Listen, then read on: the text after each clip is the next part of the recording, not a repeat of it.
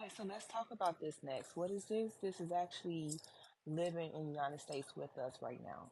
Yes. This is called the Pukwudgie. I could be saying it wrong. If I am, I'm gonna be honest with you, I really don't care because I do believe the tongue is powerful and I do believe that you can summon up some of these things, and the fact that this thing right here is living in the United States with us right now, literally, I'm not even going to play with summing it up and saying his name, but let's get into what this is, and let's get into what famous cartoon is based off around the Pukwudgie.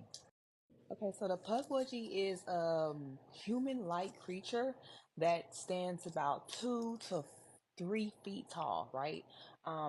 They also are known to shapeshift. They are known to take different forms in whatever appeals to you to draw you in. They're known to summon you in when you lock eyes with it. It summons you in with a spell. It kidnaps you. It kidnaps kids. They're known to basically you'll disappear. If you ever sight one of these things, it's very, very, very adamant that you get out the area immediately and don't ever look back because you will disappear.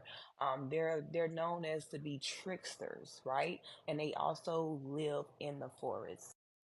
These pugwudgies can be found in Delaware, Prince Edward Island, parts of Indiana, and Massachusetts. Literally, right now, they are there. And these are live sightings I'm about to show you guys that people are constantly calling police, constantly reporting, and some people have even gotten this on video.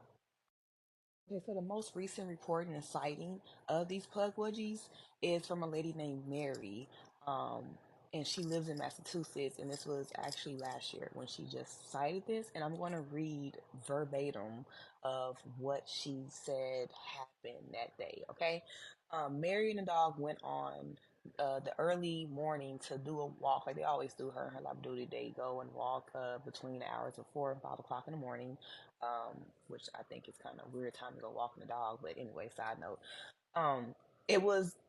They said it all changed on March 1st, right? March 1st, it was pitch black, which normally it isn't this dark like that. As they walked on the road near the watershed, the dog stopped in its tracks and let out a low growl. Keep in mind, when dogs, they sense evil. So when they sense it, they're now putting you on alert, okay? Um, she thought it was a raccoon or maybe a coyote, but she felt nervous about being alone in the dark with a wild animal nearby, so she looked around to see what actually it was to startle it, and she realized it was not a raccoon, it was not a coyote, but it was something far, far more stranger. It crouched near the woods with a small humanoid creature. It was covered in what looked like matted black fur. Mary thought the creature stared at her with glowing green eyes, but isn't sure if that's exactly what she's seeing. Because keep in mind, when you see things and you're not used to seeing what you see, sometimes you think the mind is playing a trick on you, right? Right. So basically, a few days later, the dog went home to its owner, and Mary thought that it was strange of her whole entire experience, right? Um, but then on March 13th, yes, 12 days later, she heard some unusual sounds coming from outside her home. Remember, I said if you make eye contact with these things now, it's best you hightail it and get up out of there, okay? Because these are true demonic forces, but we're going to get into that in a minute, okay? Um, so she heard sounds outside of her house, and it sounded something that was quiet but eerie, and it was a consistent tapping on the side of her house and possibly the window. At first, Mary thought that her daughter had locked herself out the house, but that wasn't the case because her daughter was in the room, asleep. Yeah. Mary then turned and seen this exact small humanoid that she had seen in the woods. It was outside her house tapping on her window. This is that lake that Mary and the dog would had walked past that morning, and they stopped and they seen the Pugwuggy here at this lake. Now, again, as you know, we're talking about waters this week. We're diving into the ocean. We're diving into lakes. we diving into what could possibly be in there. Let's be honest, man. Listen, the water is not safe for people. Okay, y'all play around if you want to. Y'all can have that. I'm good on the water. I'm good on that. Only water you're gonna see me in is taking a shower and a bath, baby, in the rain that's coming from the heavens. Okay, I'm not dealing with no waters that's submerging from the ground. That's not happening because in this picture, this is exactly the exact location of where Mary and her Labradoodle dog was walking.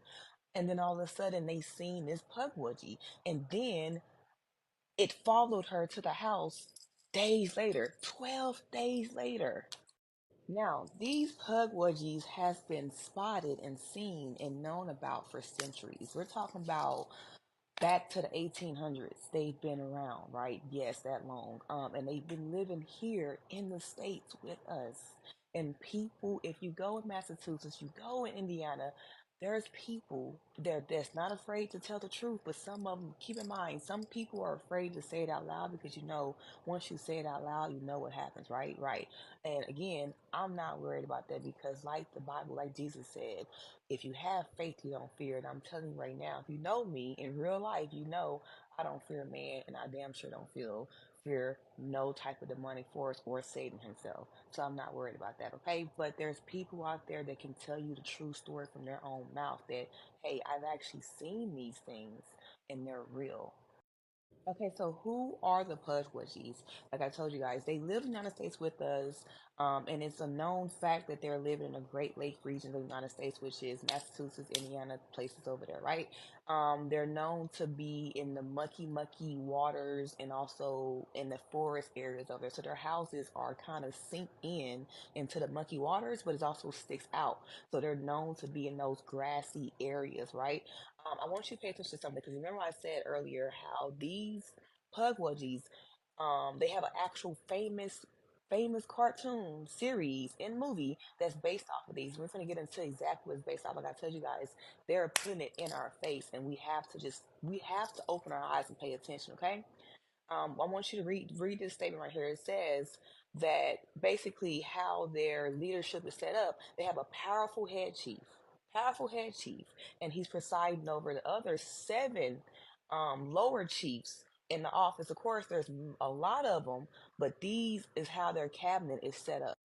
Well, you know it, you heard it, the Smurfs. This is Pukwudgies, okay? Again, remember back to what I just told you guys in my last video about how the devil is a cunning, a master of deceit. That is his job to try to trick us and make us believe something that is not real. Because if we know the truth, then we are that much closer to eternal knowledge, and he's not trying to have that. And so, again, the Smurfs is based off the Pukwudgies, okay? They are. Um, and the fact that it has been told over centuries that basically Gargamel is the villain and the Smurfs are the good ones, like they do the Little Mermaid, like they did Maui and Moana, right? No. Let's dive into exactly what this all means. So, as you know, by looking at the Smurfs, we were told that Gargamel is this evil person with a cat that try to rid the world of the goodness of Smurfs, which that is not true. These Smurfs happen to be again 2 feet to 3 feet tall, and Gargamel did everything in his mission and power to get everybody to know that Smurfs are bad. Also, he did everything in his power to try to catch them and destroy them. He didn't just try to catch them; he was trying to catch them and unalive them. Right, right. That's actually not who Gargamel was. The true story of Gargamel, I forgot his name, but he's an actual prophet, a prophet of Christ, and he was here to try to rid this world of unnecessary evil, of what you call the Pukwudgies, right? He devoted his life to telling people about and warning them about this evilness of these demonic forces that's here, and he tried his hardest to basically rid them and send them back to the pits of hell where they came from. And again, guys, we're gonna go ahead and go to our part two real quick. But again, this is for entertainment purposes only. Entertainment purposes only. Okay, so take it at your discretion. Okay, guys, part two of the Pukwudgies, aka the Smurfs. So like I was saying, to catch everybody up for the other videos, the Smurfs are actually in turn the Pukwudgies, which are these evil creatures that live in the United States, in Massachusetts, Indiana. I forgot the other two places, but they live over there in the United States, and they also live in the grassy forest areas, known to be hidden where there's mucky water at. So yeah, that's the backstory on the last video for the people who are just now catching in.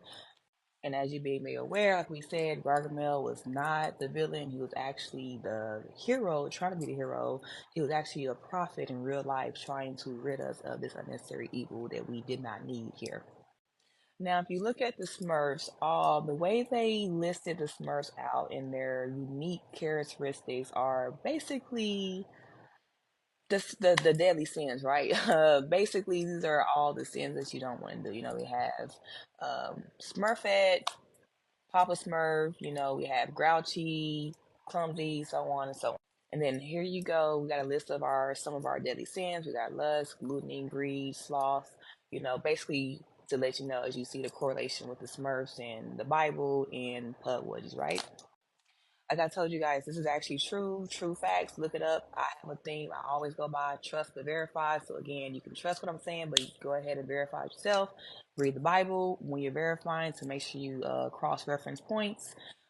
And also, while you're doing this, keep in mind you need to be prayed up, have your faith strong, because while you're revealing stuff like this, while you're reading up on stuff like this, the devil does not like it, and he's not happy about it. So keep yourself protected. Make sure you stay prayed up and have faith in God and Jesus Christ. But as you see, here are actual encounters of people who've actually encountered these things. And again, we live in a censored world, and we all know that everything you see on Google is not true. So you'll see a lot of myths, the word myth behind Pukwudgie, but I'm telling you right now, there's nothing mystical about this. Okay, they're here. They have seen them, and even the police department is warning people when they come to the area. The police department let them know, hey, you need to be careful. Freetown Police posted this, the land of the free, home of the Pukwudgie, okay? And look at their Facebook for more information. I actually went back like 3 years ago, look at their Facebook for more information, and actually was still on there. But randomly it changed and said that this was just a joke. No, it wasn't a joke. It was actually serious, but okay. And again, in Freetown State Forest, they have another sign that says, Pukwudgie Crossing. Come on now, like, again, sometimes, again, our tongue is very, very, very powerful, but sometimes you can actually open up the portal to these demonic forces to be here, okay?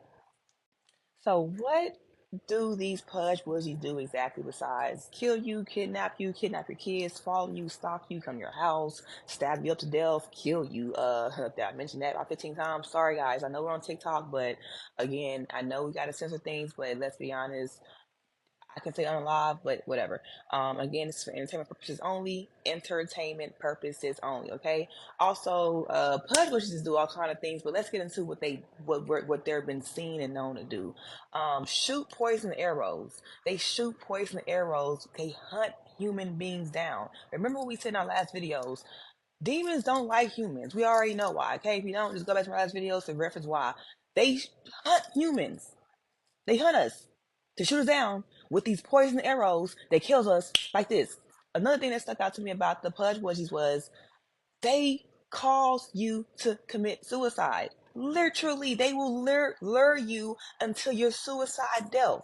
Now, as you know, if you're a Christian, if you're not Christian, whatever you believe in, and I think we all can agree that if you commit suicide, that's the ultimate sin, and there's no coming back from that, right? Right. There is a record alarming numbers of suicide deaths that has been on this certain bridge in Massachusetts that's been reported, that after people seen Pukwudgies, they just mysteriously fall to their death, or they just go and kill themselves off of this same cliff. Just so happened where a group of Pukwudgies have been seen for countless and countless of times. I want to go back to this for a moment, and let's read what this says right here. Revelations 12 and 9.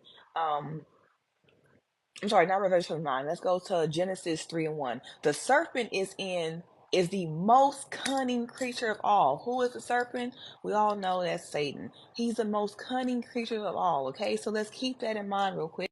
Yes, cunning to make us think that it's not what it is. And you know what? I'm about to come for it. Everybody know how I am by Harry Potter. I love Harry Potter, but I'm sorry, Harry Potter. We're about to get into you right now as well. Yes, they have Pugwudgies, whatever you say that name, in Harry Potter all throughout all of the movies. And they are formed as these house elves.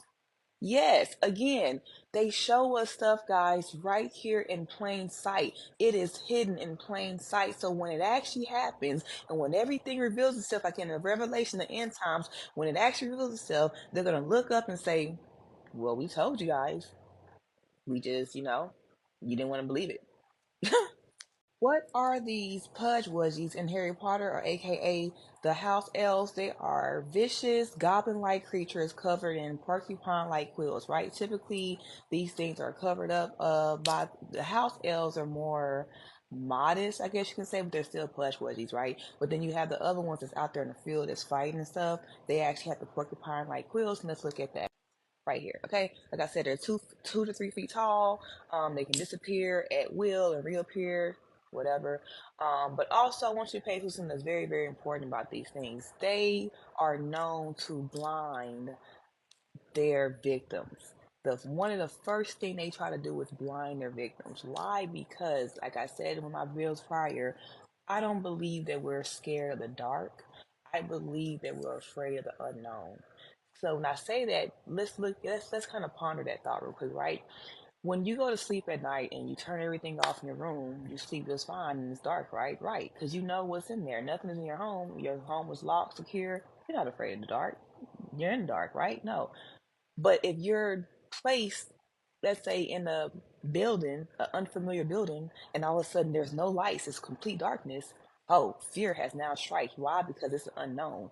You don't know what's going to happen. You don't know what you're in. You don't know what's going on. So that's where the fear comes from. Pudgewudgies are known to strike fear in their victims firsthand to paralyze them by blinding them, and then they go ahead and do whatever else sinister things that they do. I want to show you guys pictures, and again, yes, trigger warning, guys. This is for entertainment purposes only. I have to say that in almost all my videos, but it is for entertainment purposes only, okay? Only for entertainment purposes. But trigger warning for everybody who may get scared easily. This is not the video for you, okay? This is actually real stuff. This is true, but we're diving into the truth behind it. Evil Smurf 1, Evil Smurf 2. Again, yes, some of these things are created by people, but again, I have a strong belief that God give people visions on this earth. Not everybody, but certain people get vision, and we He give us gifts like art, drawing, and things for us to reenact our visions out, right? So now let's talk about the movie Smurfs, right? And let's talk about the Lost Village. Let's talk about even no, let's go back to the other one, the one they made, the Smurfs movie. I forgot the name of it, but the one where they came to New York City, the Smurfs movie where they left their world and for some way, somehow they snuck into our world, United States. Again, it's hidden in plain sight. So again, like I told you guys, the Smurfs live here, and again, they're showing us everything in plain sight. The fact that this movie released and literally the plot behind it, it wasn't even really a good plot. The only plot behind this movie was they was trying to escape Gargamel, and they ended up in New York City in the real world, in the United States. Come on now, it's not a coincidence, okay? It's not a coincidence. Right here in the United States, and it's not a coincidence that they're here with us, right? It's not a coincidence. Like I told you guys, the actual real Pudgewudgies are living in the United States, over there in Massachusetts area. But again, they're letting us know what's here, right here with us. They're letting us know, like, hey, open your eyes, guys. There is here. So again, thank you everybody for paying attention. Again, if comment, like, follow for more. Thank you.